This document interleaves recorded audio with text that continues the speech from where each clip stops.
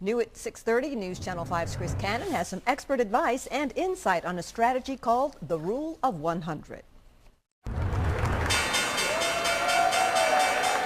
It's a sound that has signaled problems in the past. It was very tough. It was very tough. Jeremy Reddick remembers 2007 all too well, when the Dow Jones Industrial lost more than half its value in less than 2 years. That's a huge drop in a short period of time. But on this day, Now the market has fully recovered. 4 long years later, And we are now at an all-time high. the sound coming from Wall Street is that of records breaking, and that's big news for stockholders. If they stayed similarly invested on the equity side of things, or even in the bonds, the same percentages, they should be close to fully whole from where they were in '07. What happens on this floor hundreds of miles away has an impact on most everyone, especially folks looking ahead to retirement. It's a great time to look at, should I make changes to my retirement plan? Cash for your golden years is most likely tied up in the market. Since we don't have that crystal ball, we need to be proactive instead of reactive. James Webb is an expert at retirement planning and has a strategy called the Rule of 100. It's simple. If you're 40% of your assets should be in low-risk accounts. 50 years old, 50%. A 60-year-old should have 60% of low-risk assets. That way, if and when we do have another correction like we did in 2008,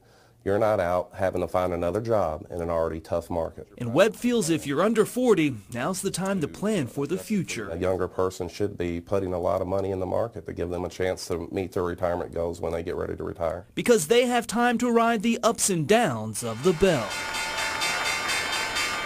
We are at an all-time high right now, but many experts think a market correction isn't too far off. It grew so fast, many expect it to fall between 5 and 10% in the not-so-distant future. Back to you. Thanks, Chris.